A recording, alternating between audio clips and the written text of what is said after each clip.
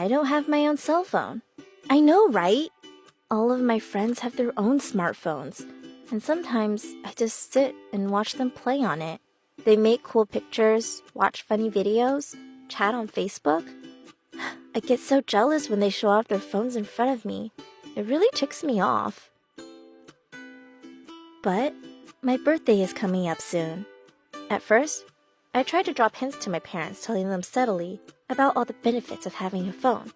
One day, we were in the kitchen talking about homework when I said, "It's harder when people chat in the WhatsApp group about homework and I'm missing out." Another day, we were all sitting on the couch and I said subtly, "If I had a phone, I could really see what others did for extra credit." Subtle, right? But I felt like they weren't getting it, and my birthday was in a week, so I had to tell them straight out, just in case they'll buy me something else. "Mom, Dad, I want a phone. I think it's important to my education and my social status that I have one." They didn't say anything. The day before my birthday, I was optimistic. When I reached home, I saw that both my mom and dad were sitting on the sofa in the living room and watching television. My mom noticed me and asked me, "Wow, you were early today. Any good news?" I answered, "No, Mom, but I want to ask you guys something." This time, my dad asked me, "And what is that?" "I want my personal cell phone." I said that confidently and firmly. My dad replied without any hesitation, "No." "Why?" I asked them. "You are still young to have one. You should focus on your studies, blah, blah, blah." They didn't say blah, blah, blah, but I was so devastated I couldn't hear anymore. So I stormed out from there and went to my room upstairs. I locked the door and laid down on my bed, crying uncontrollably. The next day, it was finally my birthday. I was in no mood to celebrate, as I'm probably going to get some of the same old gifts like always. After cutting my 17th birthday cake, everybody gave me my birthday present. I thanked them, but I knew none of these boxes contained what I really wanted. Then, I noticed that my mom and dad came towards me with a big smile and handed me a gift box. I thought that it would contain books because the gift box is flat and in a rectangular shape. I opened, and to my surprise, it wasn't a book. It was an iPhone. I was so shocked, I was speechless. But then I was so happy that I jumped up and down and hugged my mom and dad so tightly. "Thank you so much, Mom, Dad." They said, "It's okay, but use it wisely and focus on your studies too." "I will. I definitely will," I said with excitement. And then I went on taking selfies and groupies with my friends, family, and with everyone. The next morning, I was super excited to bring the phone to school. I went to school and excitedly showed all of my classmates and friends my new phone. They were all excited and asked me to share my number with them and told me I should download apps like WhatsApp, Facebook, Instagram, and I did whatever they told me. And I actually felt quite popular that day because everyone was focused on me. Then one of my girlfriends asked me to download the Tinder app. But that app is only for 18 years and above. So I asked her, "Is it safe?"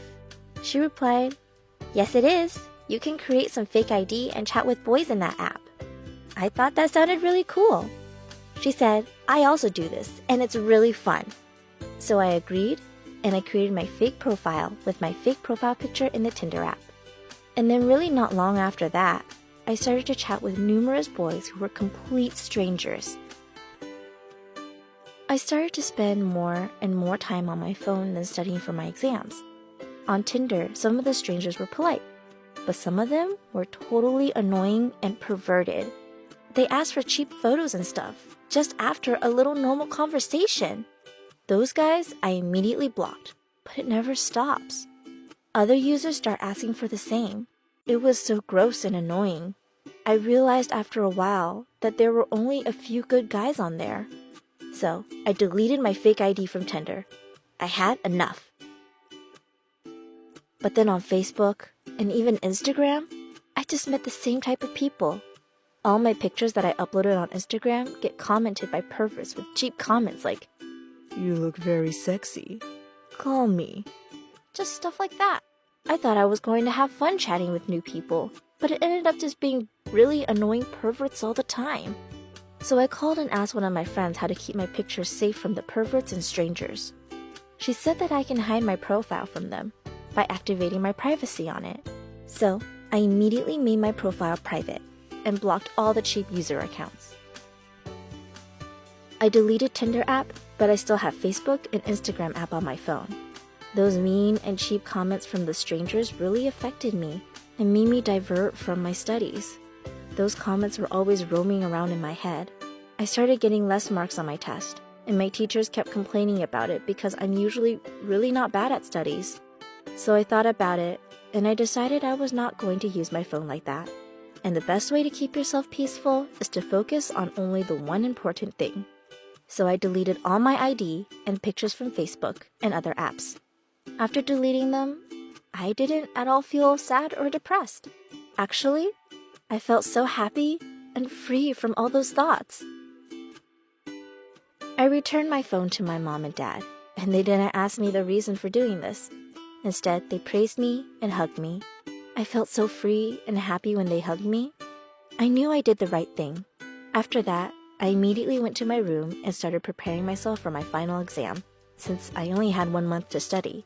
I did my best and ended up scoring 88% in my exam. Though it's not the best score, I'm happy with it. After that, I only want books as gifts. I did get a phone on my 18th birthday, but I use it wisely, and to be honest, I barely touch it. I just use the phone for downloading new files, books and documents, and for doing projects for school.